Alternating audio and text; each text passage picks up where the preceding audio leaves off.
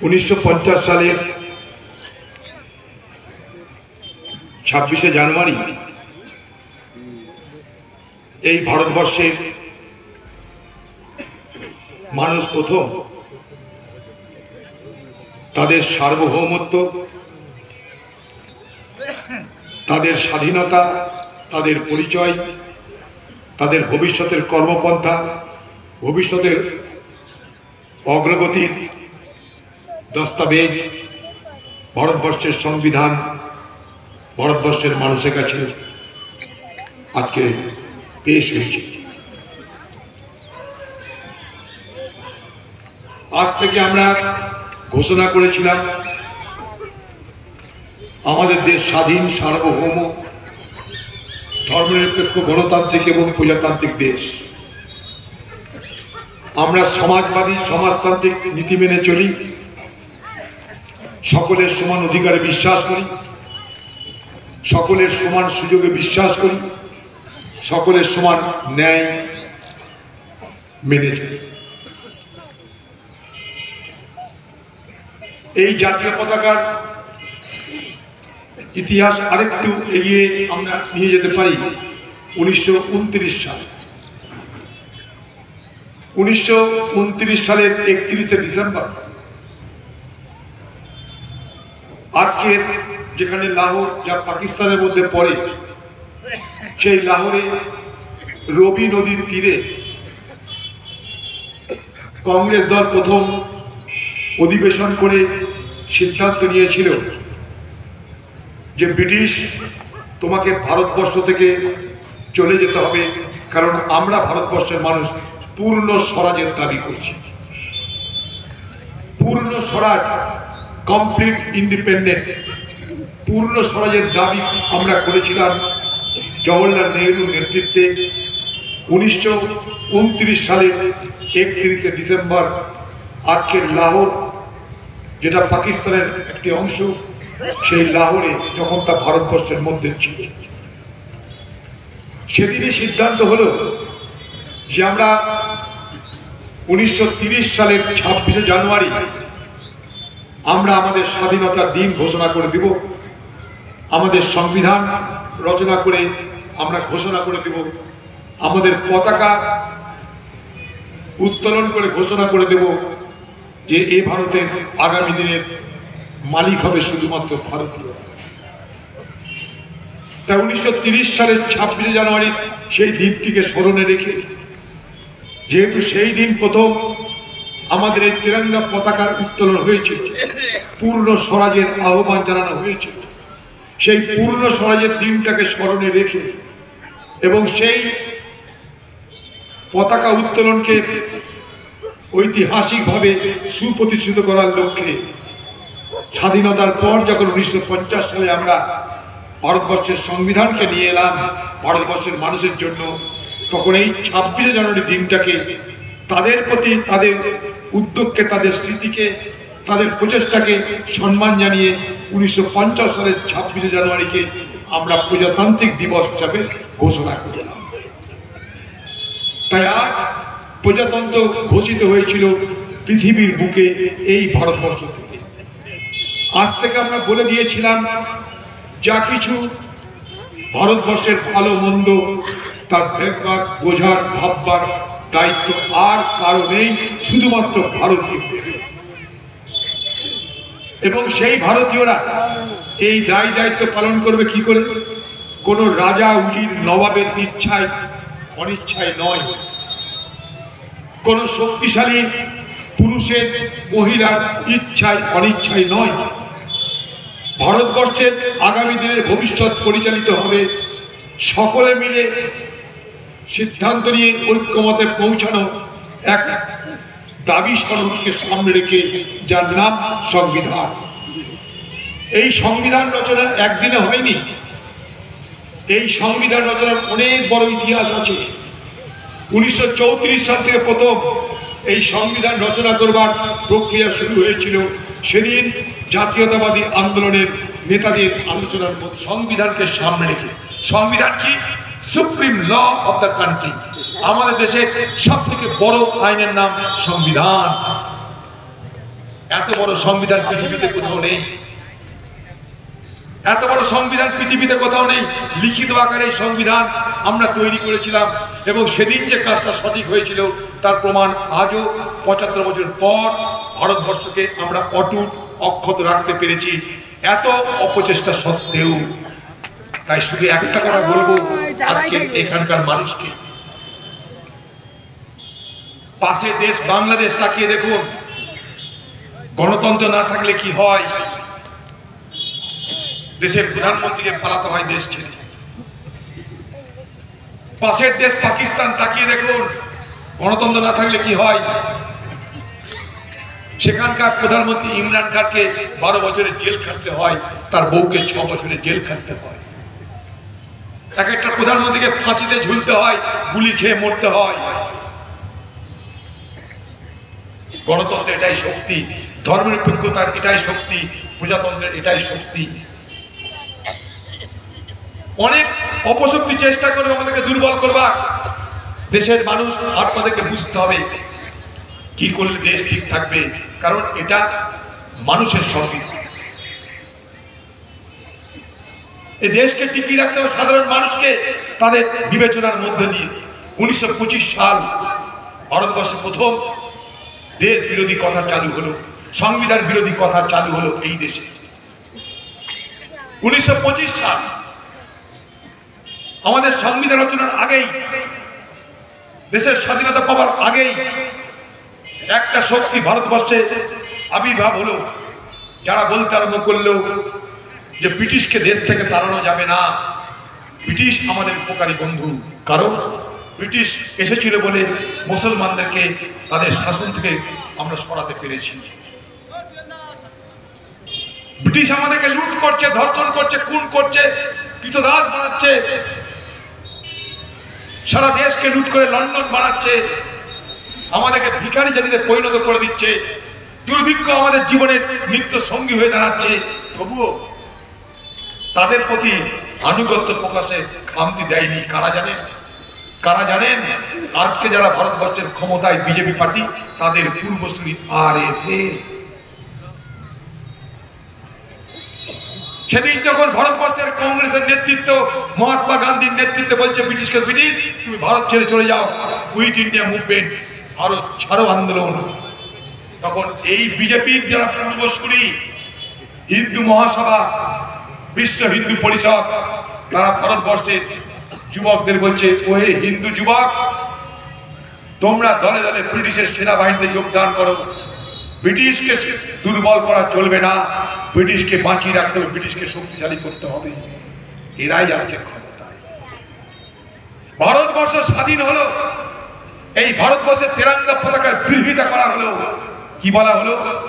আমাদের দেশে শুধু একটাই পতাকা চলবে, সেটা গেরুয়া পতাকা, বাকি কোনো পতাকাকে মানি না। দিল্লি রাজপথে পতাকাকে ছিঁড়ে পুড়িয়ে দেওয়া হলো। তাদের উত্তরসূরিরা আজকে আমাদের ক্ষমতায়। আজকে তারা ভারতবর্ষের ক্ষমতায়, যাদের পূর্বসূরিরা 1950 সালের সংবিধান রচনার পর এই সংবিধানের এক একটা পাতা ছিঁড়ে ছিঁড়ে আন্দোলন করেছিল দিল্লিতে, রামলীলা ময়দানে। আজকে তারা জ্ঞান দিচ্ছে আমাদেরকে যে তারা দেশপ্রেমী আর আমরা সব দেশদ্রোহী। মুসলমান দেশের জন্য কিছু করেনি, মুসলমান দেশের জন্য কিছু করেনি, কংগ্রেস কিছু করেনি। আর মহাত্মা গান্ধীকে তার জন্য হত্যা করা হলো অপরাধ। হিন্দু মুসলমানের ঐক্য চেয়েছিল।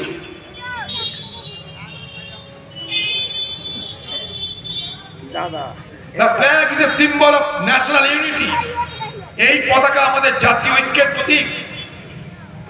মহাত্মা গান্ধী শুধু বলতে চেয়েছিলেন হিন্দু মুসলমানের বিভাজন চলবে না, একসঙ্গে এ দেশ করতে হিন্দু মুসলমানকে ঐক্যবদ্ধ থাকতে হবে। সেই অপরাধে নাথুরাম গডসে গুলি করে মেরে দিল। আজকে তারা জ্ঞান দিচ্ছে আমাদেরকে, আজকে তারা আমাদেরকে দেশপ্রেমের পাঠ পড়াবে। যাদের এক বিন্দু রক্ত, এক ফোঁটা ঘাম এই দেশের স্বাধীনতার জন্য ব্যবহার হয়নি, যারা ব্রিটিশের দালালি করে ব্রিটিশকে বাঁচিয়ে রাখতে চেয়েছিল, ব্রিটিশের ক্ষমতা কায়েম রাখতে চেয়েছিল, তারা আজ আমাদেরকে জ্ঞান দিবে।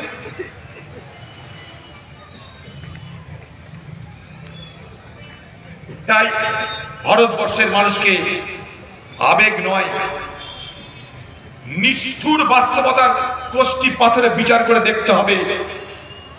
আমি কংগ্রেস পার্টি করে বলে কথা বলছি না। 1925 সাল থেকে 2025 সাল 100 বছর পার হয়েছে। এই 100 বছরের পদার্পণের সময় যে কথা বাদাম বলছিল যে 28শে ডিসেম্বর আমার এখানে আসার কথা ছিল, 28শে ডিসেম্বর আমি ছিলাম বেলগাভিতে কর্ণাটকে। কেন? আজ থেকে 100 বছর আগে মহাত্মা গান্ধীর নেতৃত্বে বেলগাভিতে কংগ্রেসের অধিবেশন হয়েছিল। যে অধিবেশনে 100 বছর আগে সিদ্ধান্ত নেওয়া হয়েছিল সকলের জন্য সমান অধিকার। আমাদের নিজস্ব সংবিধান ছিল না সেদিন। কিভাবে চলবো আমরা তার কোনো রূপরেখা ছিল না। ভারতবর্ষ নামক দেশটার চরিত্র কি হবে তা সেদিন ঠিক করার ছিল না। আমরা কি কি বিষয়ে গুরুত্ব দিব সেদিনকার ভাবনা ছিল না। এত বড় দেশ, আজকে এই দেশের মানুষের সংখ্যা 142 কোটি। পৃথিবীতে সব থেকে বেশি জনসংখ্যার দেশের নাম ভারতবর্ষ। এতদিন পৃথিবীতে সব থেকে বহু জনসংখ্যা সব থেকে বেশি ছিল কোথায়? চীনে। 2023 সালের পর থেকে ভারতবর্ষ পৃথিবীতে সব থেকে বেশি জনসংখ্যার দেশ। 142 কোটি মানুষ। কত ধর্ম, কত বর্ণ, কত ভাষা, কত জাতি, কত পরিধান, কিভাবে চালাবে ভারতবর্ষ? এই ভারতবর্ষে 122টা শুধুমাত্র মূল ভাষা আছে। 1599টা নানা রকমের ভাষা মানুষ কথা বলে। কত জাতি, কত ধর্ম, কত বর্ণ, হিন্দু, মুসলমান, শিখ, খ্রিস্টান, তাদের নিজস্ব সংস্কৃতি, তাদের নিজস্ব আচার আচরণ, তাদের নিজস্ব সমাজের আইন কানুন, সবকে মিলিয়ে এমন কি করা যায় যাতে কেউ অখুশি না হয়, সবাই যেন মনে করে আমরা সুরক্ষিত থাকলাম। এই ভাবনাটা ভেবেছিল সেদিন ভারতবর্ষের জনপ্রতিনিধিরা। ভারতবর্ষের সেদিনের জাতীয়তাবাদী আন্দোলনের নেতা তৈরি হয়েছিল সেদিন ভারতবর্ষের সংসদের কনস্টিটিউয়েন্ট অ্যাসেম্বলি, সংবিধান সভা। সেই সংবিধান সভায় অংশগ্রহণ করেছিল সব জাতি, সব ধর্ম, সব বর্ণের সমস্ত দিগ্গজ ব্যক্তিরা। 2 বছর 11 মাস 18 দিন ধরে আলোচনা হয়েছিল। আলোচনা হওয়ার পর সিদ্ধান্ত হয়েছিল আমাদের দেশের চরিত্র কেমন হবে। ঠিক হয়েছিল কেমন করে আমরা আমাদের দেশটাকে পরিচালনা করব, তার মূল কাঠামো কি হবে, তার ভিত্তি কি হবে। 5 তলা বাড়ি তো বানানো যায়, কিন্তু ভিত্তিটা কি হবে? 5 তলা বাড়ি বানানোর মতন ভিত হবে না 1 তলা বাড়ি বানানোর মতন ভিত হবে? সেই ভিত সিমেন্টের হবে, লোহার হবে, না কিসের হবে? যাতে কেউ আমরা মনে না করি আমি বঞ্চিত হলাম কি সে বঞ্চিত হলো। কত বড় কঠিন কাজ বোঝার চেষ্টা করি। সেই কঠিন কাজটা ছোট্ট একটা শব্দের মধ্য দিয়ে ভারতবর্ষের সংবিধান শুরুতে আমরা ঠিক করলাম কি, we the people of India having solemnly resolved to constitute India into a sovereign socialist secular democratic republic and to secure for all its citizens equality, liberty, justice and fraternity.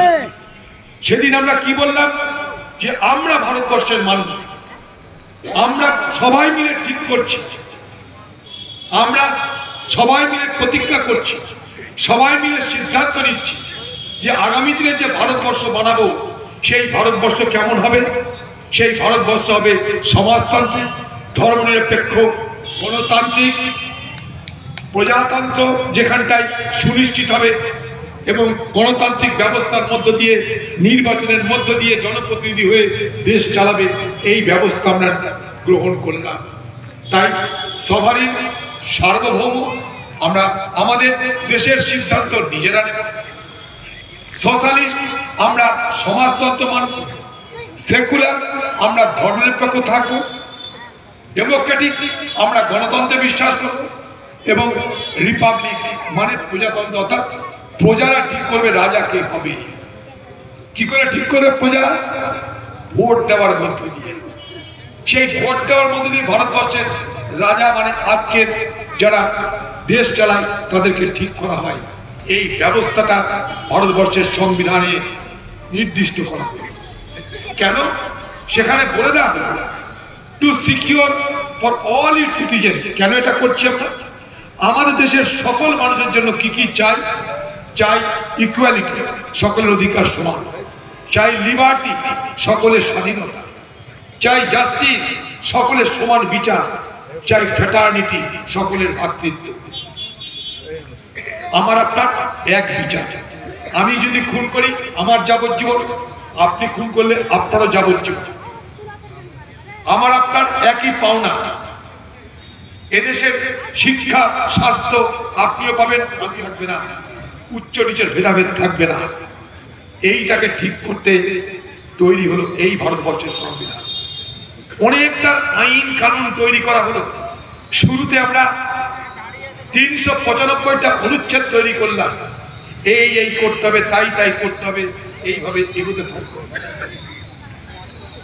একদিন এটা হয়নি। পরীক্ষা নিরীক্ষা করতে করতে করতে করতে আজ আমরা এই জায়গায় এসে পৌঁছেছি। যখন আমাদের এই দেশের স্বাধীনতা অর্জনের পর ব্রিটিশরা মুচকি এসে বলেছিল যে ভারতবর্ষের মানুষ তারা কি দেশ চালাবে, তারা অজ্ঞ, মূর্খ, জ্ঞান নাই, গম্ভীর নাই, পড়াশোনা নাই, তারা কি দেশ চালাবে। ব্রিটিশ চলে যাবার সময় ব্রিটিশের অনেক লোক মিটকি হেসে বলেছিল, ঠাট্টা করে বলেছিল, মস্করা করে বলেছিল, আবার তোমাদের আসতে হবে, তাই তোমাদের সঙ্গে আবার দেখা হবে। এই করতে করতে করতে করতে 75 বছর আমরা পার করে দিয়েছি, ব্রিটিশকে ডাকতে হয়নি। এটাই ভারতবর্ষের গণতন্ত্র এবং ভারতবর্ষের প্রজাতন্ত্রের সব থেকে বড় শক্তি। আমরা এই শক্তিটাকে বাঁচিয়ে রাখতে চাই। আমাদের প্রতীক ভারতবর্ষের পতাকা। যেদিন এই জাতীয় পতাকা তেরঙ্গাকে উত্তোলন করা হয়েছিল লাহোরে, সেই পতাকাটা উত্তোলন করেছিলেন জওহরলাল নেহেরু। পতাকাকে উত্তোলন করার পর তিনি বলেছিলেন সেখানকার বক্তৃতায় যে আজ এখানে পতাকা তোলা যারা দাঁড়িয়ে আছে, all those who stand today under this flag, যারা যারা আজকে ভারতবর্ষের, যারা যারা আজকে এই পতাকার নিচে দাঁড়িয়ে আছে, তারা হিন্দু নয়, তারা মুসলমান নয়, তারা সবাই ভারতীয়। The flag does not belong to any religion or to any section of our society. অর্থাৎ এই পতাকা কোন ধর্মের জন্য নয়, এই পতাকা সমাজের কোন বিশেষ অংশের মানুষের জন্য নয়, এই পতাকা কাদের? ভারতবর্ষের সকলের জন্য। এই পতাকা ততদিন উড়বে, এই পতাকা ততদিন নিচে নামবে না, এই পতাকাকে ততদিন নিচে নামতে দেওয়া হবে না যতদিন এই ভারতবর্ষের একজন পুরুষ, একজন মহিলা, একজন বৃদ্ধ, একজন বৃদ্ধা, একজন শিশু বেঁচে থাকবে, ততদিন এই পতাকাকে আমরা নামতে দেব না। পতাকার রং কি হবে? গেরুয়া, সাদা, সবুজ, সবাই মিলে ঠিক করেছে। নানা রকমের পরীক্ষা নিরীক্ষার পর এই পতাকার এই চিহ্ন নির্ধারিত হয়েছে। একদিকে গেরুয়া, সাহস, উদারতার প্রতীক, আরেকদিকে সবুজ, ত্যাগ, তিতিক্ষা তার প্রতীক, মাঝে সাদা, সত্যের প্রতীক, শান্তির প্রতীক। তাকিয়ে দেখুন এই পতাকার দিকে, গেরুয়া রং হিন্দু প্রতীক, হিন্দুত্বের প্রতীক, সবুজ রং ইসলামের প্রতীক, সাদা রং শান্তির প্রতীক। এই দেখুন পতাকা। এই পতাকা নির্মাণ করতে সাহায্য করলে কে? পিগলানি বলে একজন, সে দক্ষিণ ভারতের এক মানুষ, আর সুরাইয়া তায়বজি বলে একজন মুসলিম মহিলা। তারা ডিজাইন দিয়ে এই পতাকা তৈরি করল। এই পতাকা সকলের হয়ে গেল।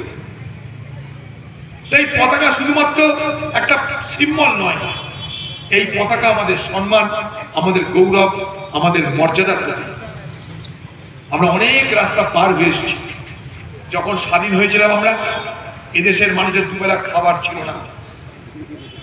30 মিলিয়ন টন খাদ্য উৎপাদন হতো ভারতবর্ষে, সবারই পেট ভরতো না। আজ আমরা উৎপাদন করছি 300 কোটি টনের উপর। তখন আমাদের উৎপাদন ছিল 3 কোটি টন।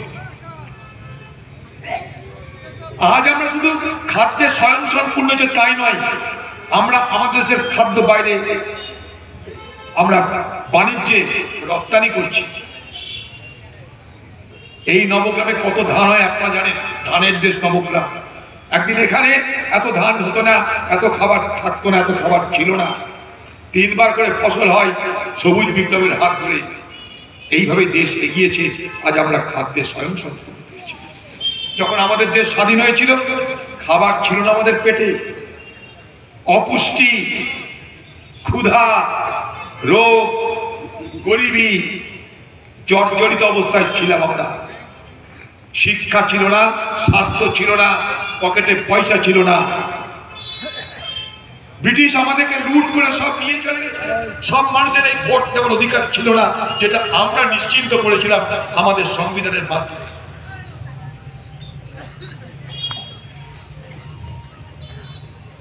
সেদিন আমাদের দেশ কত পিছিয়ে ছিল জানেন?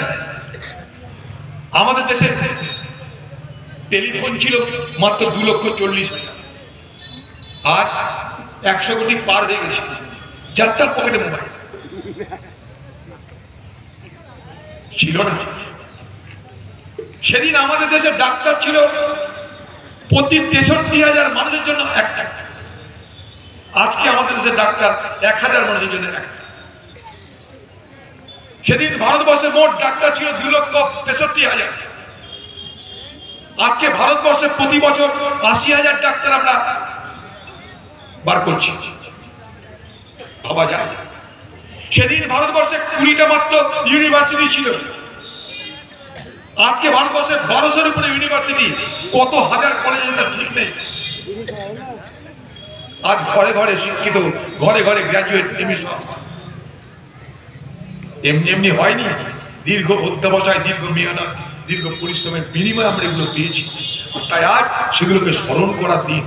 সেই সঙ্গে এটা যাতে আমরা বাঁচিয়ে রাখতে পারি তার জন্য শপথ দেওয়ার দিন। ভারতবর্ষের গণতন্ত্র, ভারতবর্ষের ধর্মনিরপেক্ষতা, ভারতবর্ষের প্রজাতন্ত্রকে বাঁচিয়ে রাখার দায়িত্ব আমার আপনার সকলের। আজকে সেখানে বড় বিপদ আসছে। যারা সেদিন দেশের জন্য কিছু করলো না, আজ তারা দেশপ্রেমিক হয়ে ভারতবর্ষের সব মানুষকে দেশদ্রোহী বানানোর চেষ্টা করছে, যারা তাদের সঙ্গে হ্যাঁ হ্যাঁ বলছে না। বড় অদ্ভুত ভারতবর্ষ তৈরি হয়েছে, যেখানে ভারতবর্ষের সব মুসলমান দেশের জন্য নাকি কিছুই করেনি। বড় অদ্ভুত কথা। ভারতবর্ষের মুসলমান তাদের দেশের স্বাধীনতায় অবদান, তার ইতিহাস তারা জানে না। 1857 সালে সিপাহী বিদ্রোহ, যেটাকে ভারতবর্ষের প্রথম স্বাধীনতা বিদ্রোহ বলা হয়, সেদিন শুধু দিল্লির বুকে 27,000 মৌলবীকে হত্যা করা হয়েছিল। দিল্লির বুকে রক্তাক্ত করে দেওয়া হয়েছিল গোটা দিল্লি। কিছু করেনি মুসলমান। মহাত্মা গান্ধীর পাশে খান আব্দুল গফ্ফর খান, সে কে? খ্রিস্টান না হিন্দু? জওহরলাল নেহরুর পাশে মৌলানা আবুল কালাম আজাদ, সে কে? নেতাজি সুভাষ চন্দ্রের পাশে খান শাহনওয়াজ খান, কে? এই ভারতবর্ষের স্বাধীনতার আন্দোলনে হিন্দু, মুসলমান, শিখ, খ্রিস্টান সকলের সমান অবদান। সেটাকে যদি কেউ অস্বীকার করে তাহলে দেশকে অস্বীকার করা হবে। হ্যাঁ, আজকে একটা শক্তি সেটাকে অস্বীকার করতে চাইছে ক্ষমতার দম্ভে, সাম্প্রদায়িক বিভাজনের রাজনীতি করে আমাদের দেশের বড় বিপদ ঘনিয়ে আনার চেষ্টা করা হচ্ছে। আমাদের সতর্ক থাকতে হবে।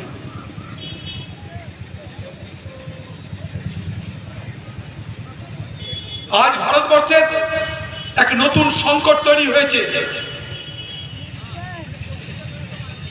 সেই সংকটের কথা অতীতে বিবেচনা করে আমরা সংবিধানটা রচনা করেছিলাম। সংবিধান রচনার সময় যারা রচনা করেছিল তারা ভবিষ্যতের ভারতবর্ষের কথা মাথায় রেখেই রচনা করেছিল। তাই 1976 সালে নতুন করে সংবিধান সংশোধন করে আমরা ধর্ম নিরপেক্ষ কথাটাকে অন্তর্ভুক্ত করেছিলাম ইন্দিরা গান্ধীর নেতৃত্বে। এই ভারতবর্ষের সংবিধান মনে করলে পাল্টানো যাবে না। পাল্টানোর চেষ্টা করা হলেও পাল্টাতে দেওয়া হবে না, তার ব্যবস্থা করেছিলাম আমরা সংবিধানে। এই ভারতবর্ষের সংবিধানকে ব্যাখ্যা করতে পারে কে? এই ভারতবর্ষের সংবিধানের আইনি ব্যাখ্যা করতে পারে সুপ্রিম কোর্ট। সংবিধান এমন করে তৈরি করা হয়েছে, কোন একটা অংশের সর্বোচ্চ ক্ষমতা নেই। আমরা এমপি যদি পার্লামেন্টে গিয়ে যা খুশি তাই করবো মনে করি, হবে না। প্রশাসন তারাও যদি যা খুশি তাই মনে করে, হবে না। ভারতবর্ষের সমাজকে, দেশকে বেঁধে রাখার জন্য তিনটে শক্তির জন্ম দেওয়া হলো। একটা আইনসভা, পার্লামেন্ট, দ্বিতীয়টা এক্সিকিউটিভ প্রশাসন, তৃতীয়টা জুডিশিয়ারি বিচার ব্যবস্থা। আমি পার্লামেন্টে যা কিছু আইন করতে পারি, সে আইন সঠিক কি বেঠিক আমি আমার ভোটের দ্বারা ঠিক করতে পারবো না। স্বাধীনতা দিতে হবে, কংগ্রেসের অধিবেশনে সেদিন সিদ্ধান্ত হয়েছিল। সেই বেলগাভিতে 100 বছর আগে মহাত্মা গান্ধী সেখানকার সভাপতিত্ব করেছিলেন। সেই স্মৃতিকে স্মরণে রেখে তার প্রতি শ্রদ্ধা জানিয়ে 100 বছর পর সেখানে অধিবেশন হয়েছিল। সেই অধিবেশনে আমার যাবার সুযোগ হয়েছিল, তাই সেখানে গেছিলাম। কথাটা এই জন্যই বলছি যে তাহলে আরএসএস এর সঙ্গে, বিজেপির সঙ্গে কংগ্রেসের এই আদর্শগত সংঘাত, আদর্শগত লড়াই 100 বছরের পুরনো লড়াই। 100 বছরের পুরনো লড়াই, এটা মাথায় রাখতে হবে। অনেক ভুঁইফোর পার্টি উঠে গিয়ে বলবে আমরা দেখে নিব, এনআরসি আটকে দিব, তাতে প্রভাবিত হবেন না। এই পশ্চিমবঙ্গে এই বিজেপি পার্টির আগমন হয়েছিল আমাদের এই দিদি মমতা ব্যানার্জির হাত ধরে। খেয়াল করে দেখুন, নির্বাচনী জোট হয়ে বিজেপি প্রথম এই বাংলায় পদার্পণ করেছিল। যে এনআরসির নাম করে ভোট হয়, হিন্দু মুসলমানের বিভাজন হয়, সেই এনআরসি দুজনের পোষায়। বিজেপির পোষায়, দিদির পোষায়। মোদির পোষায়, দিদির পোষায়। মোদি এনআরসির নাম করে হিন্দু ভোট নিবে, দিদি এনআরসির নাম করে মুসলমান ভোট নিবে। মাঝখান থেকে আমরা কংগ্রেসীরা জবাই হবে। এটাই তো হচ্ছে। ভালো করে বিচার করে দেখুন, এনআরসি করে ভয় তৈরি করা হবে। আমাদেরকে নাকি মুসলমানদেরকে সব বাংলাদেশের তাড়িয়ে দেওয়া হবে, যেন মোদির শ্বশুর বাড়ি বাংলাদেশ, সব মুসলমানকে তারা খাবে পড়াবে নিয়ে চলবে। বাড়ি মজার কথা। এই দেশের আমি আপনি নাগরিক, মোদির দয়া নয়, দিদির দয়া নয়। আমি আপনি এই দেশের নাগরিক সংবিধানের দয়া, মনে রাখবেন। তাই যতদিন সংবিধান থাকবে ততদিন আমি আপনি সবাই সুরক্ষিত থাকবো। তাই সংবিধান বাঁচানোর দায়িত্ব আমাকে আপনাকে নিতে হবে। সেই সংবিধানকে দুর্বল যারা করবে তাদের মোকাবিলা করতে হবে। মোদিও সংবিধান করেনি, দিদিও সংবিধান করেনি। এই এনআরসি করে মানুষকে বিভ্রান্ত করে ভোট হয়। ভোটের পর এনআরসির কথা শোনা যায়, ভোটের পর এনআরসি নিয়ে আলোচনা হয়। ভোট হয়ে গেলে মোদি চলে গেল দিল্লি, ব্যাগপত্র গুছিয়ে, ছোলা গুছিয়ে। দিদি ভ্যানিটি ব্যাগ গুছিয়ে চলে গেল কলকাতা। গল্প শেষ। আবার এনআরসি আসবে, ভোট আসুক, আবার এনআরসি আসবে। ফজরের নামাজ শেষ করে এনআরসি নিয়ে দিদি বাজারে নেমে পড়বে। এ মুসলমান আমার সঙ্গে থাকো, এনআরসি আসবে, তোমাকে ঠেকাবে, বিভ্রান্ত হবে। এগুলো সব নির্বাচনের হাতিয়ার। ভারতবর্ষে যদি এনআরসি সব সমস্যার সমাধান করতো, আর বিজেপি যদি প্রকৃতই মনে করতো এনআরসি করতে চাই, তাহলে বিজেপি শাসিত একটা রাজ্যে এনআরসি হয় না কেন? আসামে এনআরসি 1951 সালের একটা আইন অনুযায়ী সেই এনআরসি বিজেপি আসামে বন্ধ করে দিয়েছে। কেন? এনআরসি করতে গিয়ে বিদেশি কারা তা চিহ্নিত করতে গিয়ে বিজেপির বড় বিপদ হয়ে গেছে। 19 লাখ লোককে বিদেশি চিহ্নিতকরণ করা হয়েছে, তার মধ্যে 14 লক্ষ হিন্দু, 5 লাখ মুসলমান। কার পক্ষে যাবে? 14 লাখ হিন্দু বেড়ে গেছে, বিজেপি এনআরসি বন্ধ করে দিয়েছে। কিন্তু এনআরসি বন্ধ হয়নি কোথায়? পশ্চিমবঙ্গে। কারণ এখানে দিদি আছে, ওখানে মোদি এনআরসি নিয়ে যাচ্ছি। দিদি বলবে আমি আছি, এনআরসি ঠেকাচ্ছি। মোদি হিন্দু ভোট নিবে, দিদি মুসলমান ভোট নিবে। এই গল্পের মধ্যে দয়া করে পড়বেন না। আমার আপনার নাগরিকত্ব কোনো মামু কেড়ে নিতে পারে না, কোনো মামুর মামু কেড়ে নিতে পারে না আমার আপনার নাগরিকত্ব। একটা মুসলমানকে বিজেপি বাংলাদেশ পার্টিকে দেখাতে পারবে?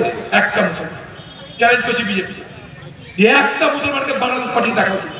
পার্লামেন্টে দাঁড়িয়ে আমি অধীর চৌধুরী অমিত শাহকে সামনাসামনি বলেছিলাম 10 হাত ধরে দাঁড়িয়ে, 10 হাত ধরে দাঁড়িয়ে পার্লামেন্টে আমি অধীর চৌধুরী অমিত শাহকে বলেছিলাম, শুনে রাখো অমিত শাহ, আমার নাম অধীর রঞ্জন চৌধুরী, আমার বাপ আমার মা সব বাংলাদেশের চট্টগ্রামের বাসিন্দা, আমি প্রকৃত অর্থে বাংলাদেশি।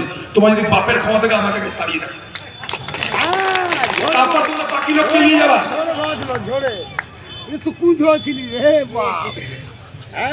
এই বিভ্রান্তির রাজনীতি আপনারা করবেন না, দেশকে দুর্বল করে, রাজ্যকে দুর্বল করে।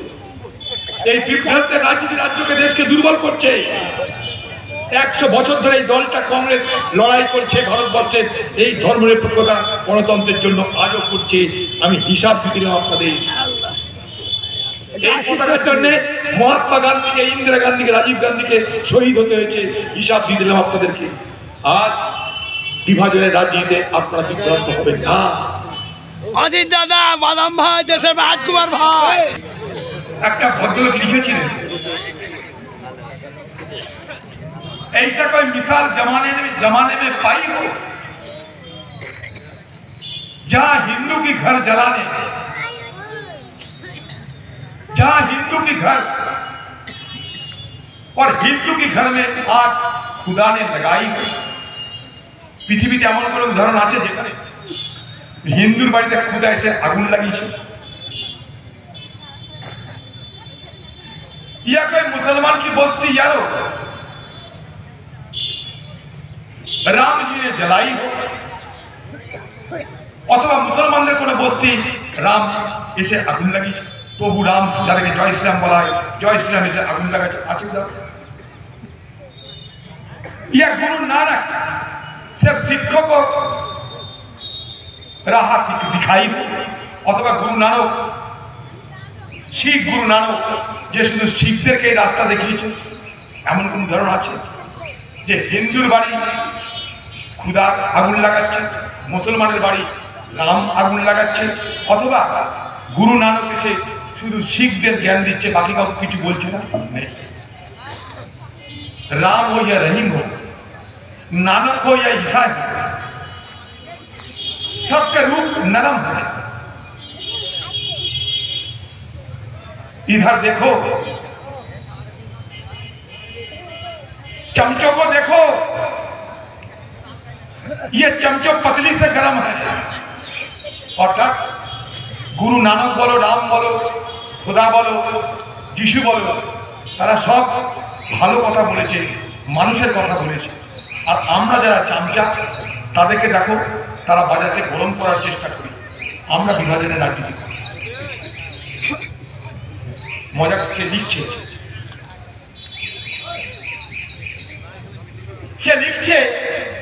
नफरतों की असर देखो, जानवरों को भी बंटवारा हो गए हैं, गाय हिंदू हो गए और बकरी मुसलमान हो गए।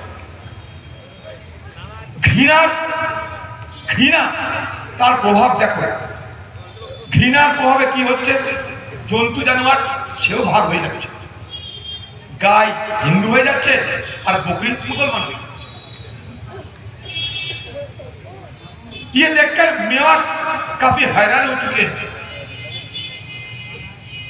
उनको ये लगते हैं कभी नारियल ना हिंदू और खजूर मुसलमान बन जाए। অর্থাৎ এই দেখে একজন হয়রান হয়ে ভাবছে আগামী দিনে নারকেল হিন্দু আর খেজুর মুসলমান হয়ে যাবে না। अच्छा ऐसा ना हो कभी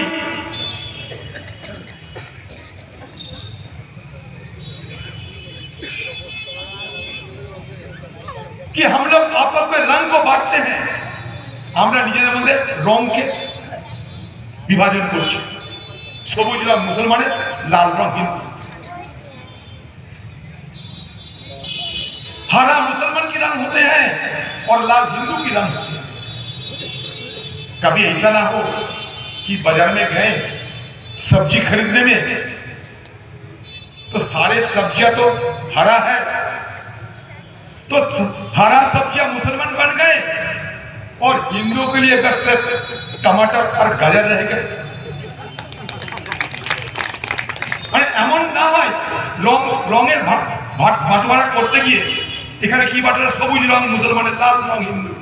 এমন না হয় বাজারে গেলাম সবজি তো সব সবুজ, তাহলে সবজি মুসলমানের হয়ে গেল আর হিন্দু কি খাবে? লাল টমেটো আর গাজর খাবে, लाल মানে। और बेचारा तरबूज को देखो क्या करे, तरबूज की करबे, वो बाहर से मुसलमान और भीतर से हिंदू रह गए। तरबूज की करबे से बेचारी বাইরে মুসলমান और ভেতরে से হিন্দু रह गए। তাই এইভাবে আমাদের সমাজকে যেন আমরা না ভেঙে দিই আগামী দিনে। তাই সকলে মিলে দেশকে রক্ষা করতে হবে। দেশকে রক্ষা করতে গেলে সংবিধান রক্ষা করতে হবে। আর আজকের এই অনুষ্ঠানে আসতে পেরে আমার অতীব ভালো লাগছে, কারণ নবগ্রাম মানে আমার কাছে এক অদ্ভুত অনুভূতি, এক অদ্ভুত আবেগ। সেই নবগ্রামের মাটিতে, যে মাটিতে আমি নিজেকে বড় করতে পেরেছি, আপনাদের দু আশীর্বাদে বড় হয়েছি, সেই নবগ্রামের মাটিতে আজ আসতে পেরে আপনাদের সকলের সংস্পর্শে আমি ধন্য হয়েছি। বিশেষ করে আজকের এই পবিত্র দিনে এখানে আসতে পেরে আমি অত্যন্ত খুশি হয়েছি। তার জন্য যারা আজকে পরিচালক আছে, বাদাম, গুড্ডু, সকলকে ধন্যবাদ জানিয়ে আপনাদের সকলকে আমার নমস্কার, সালাম, স্নেহ, ভালোবাসা জানিয়ে আমার বক্তব্য শেষ করছি। জয় হিন্দ।